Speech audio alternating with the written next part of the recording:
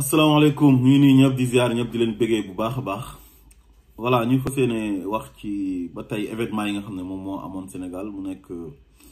une situation chaotique causée par Macky Sall le président de la République man fi ma nekkoon démb ak bërki démb fa laa nekk ba léegi mooy Macky Sall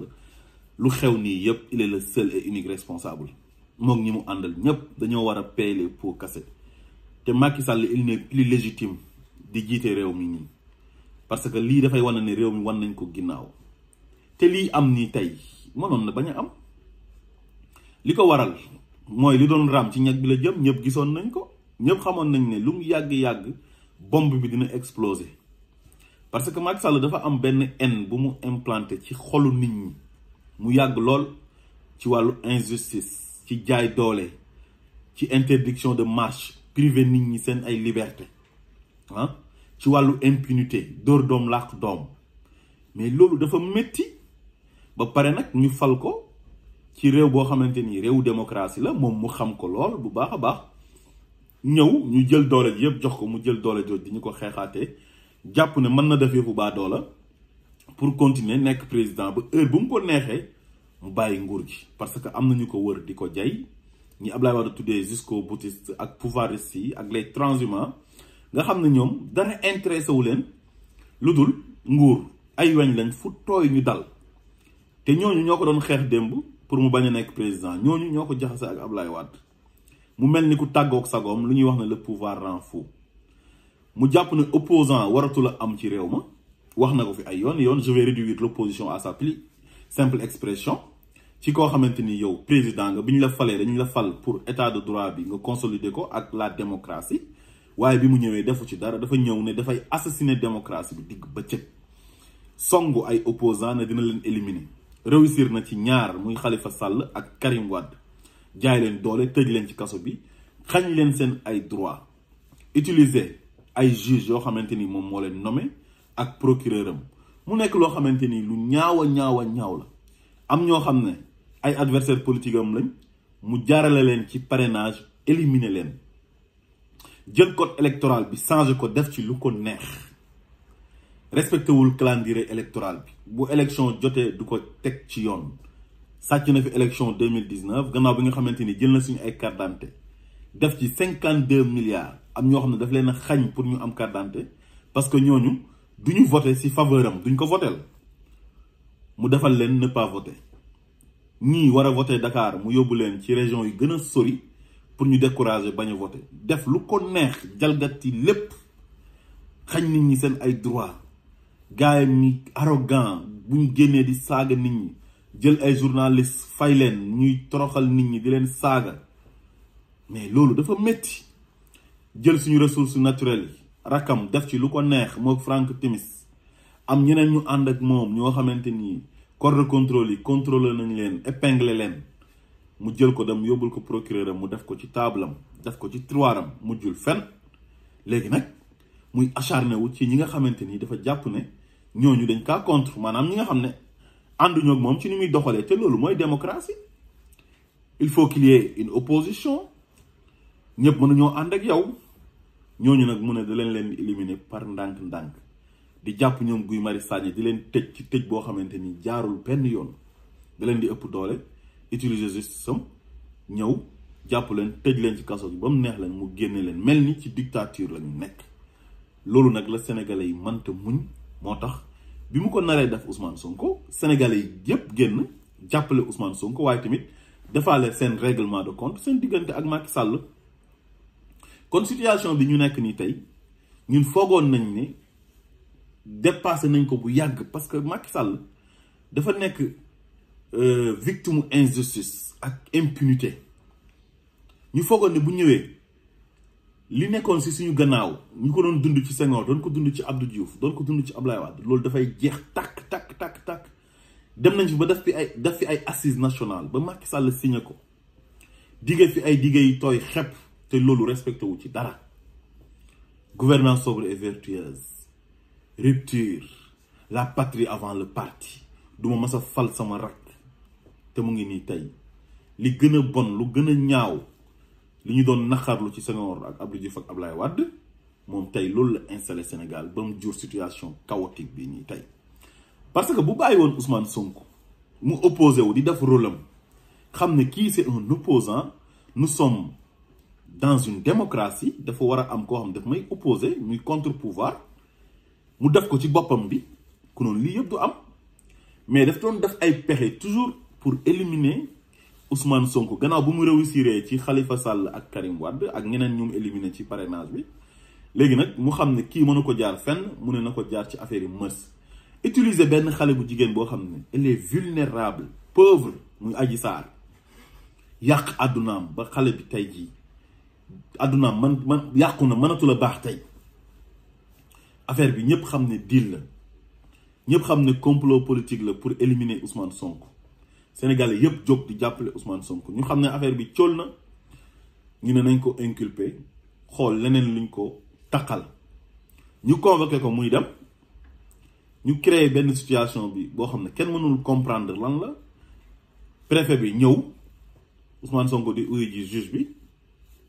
mu ñëw di wax ak procureur téléphone di wax ak ministre de l'intérieur pour Ousmane Sonko bañ a àgg tribunal parce que boobu xam nañ ne bu àggee tribunal ci juge Mamadou Seck juge d'instruction du 8e cabinet daf koy bàyyi parce que le dossier est vide dara nekk fa amul dara lu mu koy toppee ñu ne daal coûte que coûte Ousmane Sonko warul dellu këram dañ ko war a téye ñu téye ko téye boo xam ne téye bu ñaaw la bu flagrant mu nekk une injustice notoire jaay doole boo xamante ni kenn mënu laa wax ban façon jaay doole la ñëpp di ko naqarlu ba ñoom ñi ñu àndal sax am na si ñoo xam ne démissionné nañ di naqarlu loolu parce que dañu agressé démocratie bi agressé état de droit digg bëccëg préfet boobu tey gannaaw Macky Sall moom ak procureur ak Antoine Diome ak le ministre de la justice dañoo am responsabilité bu mag ci mbir mu xew muy Malick Sall boobu nag ñu ngi def ci seen bopp bi ne ba tey rek war nañoo mën a jàpp Ousmane Sonko tëj ko ci kaso bi parce que seen objectif yëpp loolu la woon Ousmane Sonko mii moo ñu nar a yàqal suñu nguur gi kon kii il faut ñu abattre ko tax ñuy jalgati yoon jël ko yóbbu ko gendarmerie téye ko foofu jiiñ ko trouble à l'ordre public te loolu dara amu ci ku nekk ci otoom nan lay troubler ordre public bi ak participation à une manifestation non autorisée ku nekk ci biir otoom nan lay participer ci manifestation boo xam ne autorisé wuñ ko loolu nag jur ay manifestation ay nit ñàkk ci seen bakkan te loolu ñoom ñooy responsable bi am na ñoo xam ne yàqul nañ ci seen ay biens ñii taal nañ ci seen ay oto ñii taal nañ ci seen ay kër am na ñoo xam ne am nañ ci ay blessures am na benn agent wu GIGN boo xam ne loxoom daf ci dagg tey am ñeneen ñoo xam ne seen ay loxo dagg na ci am ñoo xamante ni tey toj nañ ci seen ay magasin ñu ci mel ni ñoom Auchan lakk seen ay magasin yàq autoroute à péage bi loolu yëpp tey ñoom bu ñu defutoon li ñu def Ousmane Sonko nii li ko commencé ci complot bi ba ci muy dem di uyu juge bi ñu koj ko ba jiiñ ko trouble à l'ordre public ak participation à une manifestation non autorisée ku noonu du am bu ñu bàyyiwoon Ousmane Sonko ci jàmmam bàyyi ko muy def rôle opposant mais kon lii yëpp du am mais dañ doon def ay pexe pour sànq Ousmane Sonko pour toroxal ko yàq àddunaam te damay faral di wax benn wax gis nga Macky Sall nekkul nit ku baax Macky Sall il est mauvais c'est une mauvaise personne parce que bu doon def comme Senghor ak Abdou Diouf ak Abdoulaye Wade nu ñu doon def sax loolu donte jaaduwul sax mais tane na jaay doole sa opposant tëj ko ci kaso gi quelques mois pour mu may la jàmm bu élection jotee nga bàyyi ko mu participer mais Macky Sall heure bu jubloo ci éliminer benn adversaire moom juste pour yàq sa casier judiciaire la dootoo éligible dootoo nekk électeur mais lan mooy ndey loolu te doole boobu noonu muy jaay nit ñi doole boobu ñun suñ doole la ñoo ko jox police jox ko gendarmerie jox ko armée bi muy nommé à tous les postes civils et militaires jox ko avion jox ko caisse noire muy tukki di dem fu ko neex ci àdduna bi buy dawal cortège am ci kaw tali bi ñu wàcc tali bi wàcce abal ko mu dem yoonam parce que moom mooy le président de la république yemul ci loolu ñu jox ko majorité assemblée nationale muy jël majorité bi di ci jaay nit ñi doole dem nag ba ci justice ba teg ci loxoom ay juges yu ñàkk fayda nangu mu leen di utiliser contre ses adversaires kon xam ngeen ne kooku kon dafa ëppal tey bu ñëwoon xam ne man kat réew mi réewu démocratie dañ ma fal pour ma consolider la démocratie jëmale ko kanam ak état de droit ñuy opposé wu ñu ànd ak man su ma defee sama ñaari mandat ma dem sama yoon du ma fi sax jéem a nekk di wane ne dama bëgg a def ay 3e mandat pour jalgati mais loolu yëpp moo yee fitna bi mais li ñuy wax ne wattaqu fitnatan laa tusibanna allazina zalamu minkum xaassa tey fitna boobu tey dem na ba laal ñi nga xamante ni tey ñoom seen yoon sax nekkul ci loolu tey ji dem na ba indil ñu benn crise boo xam ne crise bu métti la nar a doon tey boole crise ba fa nekkoon Macky Sall lu jiit njaaga moom mooy njaag te man damaa gëm ne ba léegi bëggul jàmm parce que bu bëggoon jàmm ñi mu jàpp te defuñ dara tey mais da leen di bàyyi Guy Marius Sagna lan la def laay laaj bañ jàpp ko dugal ko ci kaso bi di ko torturer dans un pays de droit summi ko def ko taati neen dégg naa di ko toroxal te deful waxul këram lañ ko fekk enlever ko yóbbu ko kaso loolu rafet na ci Sénégal jàpp Clédor Sène ci message vocal bu mu doon envoyé te deful dara jàpp Assane Diouf te deful dara jàpp Abbas Fall te deful dara Birame Souleye Diop deful dara ak ñeneen ñoo xam ne dañ leen a jàpp parce que dañoo jege Ousmane Sonko li ñu bëggoon mooy njëkkee ci ñooñu mujjee ci Ousmane Sonko pour jàpp waa Pastef yépp tëj leen ci kaso bi continuer doxal seen doxal parce que boobu nit ñi ñu ngi koy jay naan ko ni nga defoon Khalifa Sall def ko Karim Wade soo ko bëggee def tamit du mujj fenn Sénégalais ay tapet lañ yaa ngi yore matériel de répression gendarmerie fi police fi suñu génnee di marche nga dóor ay grenade ñu tasaaroo Sénégalais dafa gaaw a fàtte ñaari fan mu jeex ci tooñ laa la wax fekk ni ku nekk ci salon de massage am nga boole ko ak Adji Sarr pour yàq àddunaam toroxal ko te kooku deful benn délit lu dul ambition la am pour réewam am programme am xale yu bari gis ci seen bopp nga ne non loolu du am kon moom bu bëggee jàmm tey mooy ne dafa war a tekki ndomba tànkam loolu rek mooy jàmm ji parce que il n'est plus légitime Sénégalais yi bëggatuñ ko manifestation yi day wane ne tey bu élection amoon tey yu jaar ci yoon mais moom kenn du ko fal parce que kenn bëggatu ko il n'est plus populaire kon kooku su nekkoon ni koo xam ne am na lu muy jomb am vergogne mais dafay démissionner tekki ndomba tànkam te discours bi mu doon def oote na jàmm mais man jàmm laa ci gisul parce que tey waxul na dinañ ubbi enquête ci ñi nga xamante ni ñoom ñoo dee nervi yi nga xam ne waa APR yi ak waa Benno Bokk Yaakaar ñoom ñoo leen recruter ñu yore ay armes lourdes nekk ci biir ful bi di tirer ay balles réelles di rey ay nit di jël ay nit di leen dóor ay yet mais loolu tamit war nañ ci ubbi enquête mais loolu dégguñ ñu wax ko te loolu daf ko war a wax mu leer nañ ñu xam mbir mi ñan ñoo nekk ci gannaaw mbir mi daal pour tënk ko li ko waral yépp mooy complot politique bi nga xamante ni moom lañ tegaloon Ousmane Sonko muy ndëgg sërëx bi jaarale ko ci Adji Sarr loolu tey moom moo indi li xew Sénégal yépp ñu ci dee ñu ci ñàkk seen alal ñu ci yàqule lenn rek la mooy dañ doon comploter contre Ousmane Sonko pour yóbbu ko kaso mu jur lii nii te loolu Macky Sall mooy le seul et unique responsable mook ñi mu àndal kon ñii tey defatuñ dara tey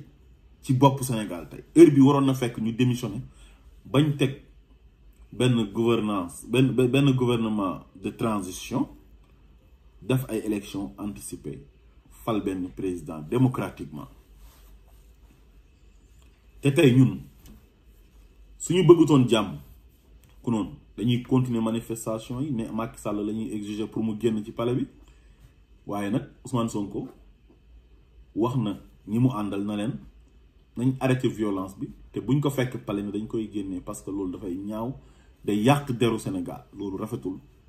ci Sénégal parce que ñaari dëkk rek ci Afrique de l'Ouest moo masul am coup d'état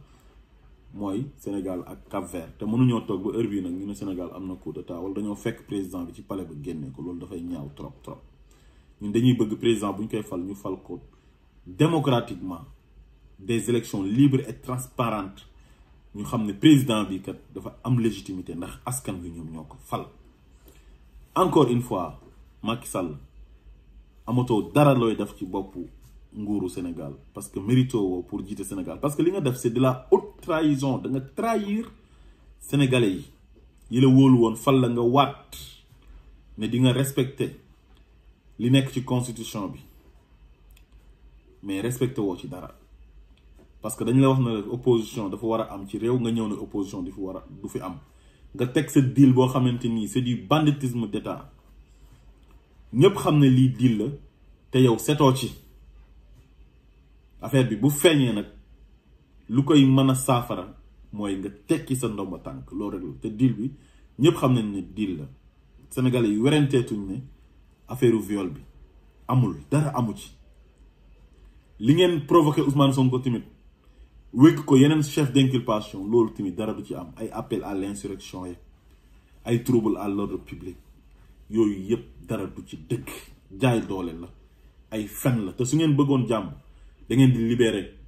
les prisonniers politiques ubbi ay enquête ñu xool ñi dee lan moo leen rey nervi yi ñan ñoo leen recruter ba pare tamit Antoine Diome amul place am ministère de l'intérieur